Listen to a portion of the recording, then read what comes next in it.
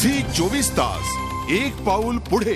जालना जिल्ह्यात सरासरीच्या 30% पाऊस झालाय, त्यामुळे जिल्ह्यात सगळीकडे भीषण पाणी टंचाई आहे। आता मराठवाड्यातील दुष्काळासाठी उद्धव ठाकरे जालन्यात पहिली जाहीर सभा घेणार आहेत, त्यामुळे उद्धव आता काय बोलतात याकडे सर्वांचे डोळे लागलेत। जालना शहराला पाणी पुरवठा करणारा हा घाणेवाडी तलाव जानेवारीतच पूर्णपणे आटलाय।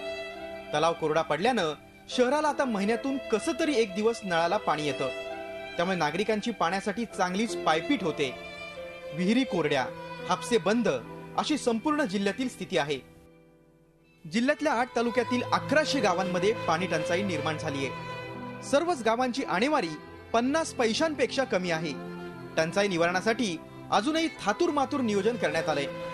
भूगर्भातील पाण्याची पातळीही 100 फुटाहून खाली गेली आहे। जिल्ह्यात 148 टँकरनं पाणी पुरवठा सुरू आहे, तोही कमी पडतोय।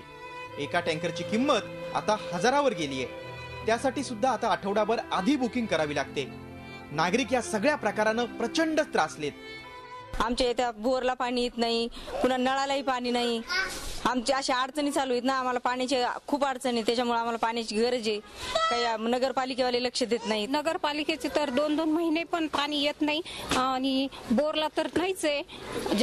खूप दिवसापासून आम्ही स्वबळावर विकत पाणी घेऊनच आमचं पाण्याचा प्रश्न मिटवतो। जालन्यात पाण्याचे भाव म्हणजे अतिशय गगनाला भिडले आहे। एक वेळेस म्हणजे जालना शहरात पाणी फक्त पाण्या वाचून राहण्यासाठी म्हणजे राहण्यासाठी नकोसं वाटतंय। महिना म्हणजे पाणी सरकारनं नसल्यामुळे पाणीच येत नाही आमच्याकडे, आणि बोरला पाऊस पडला नसल्यामुळे बोरला पण अजिबात पाणी नाही।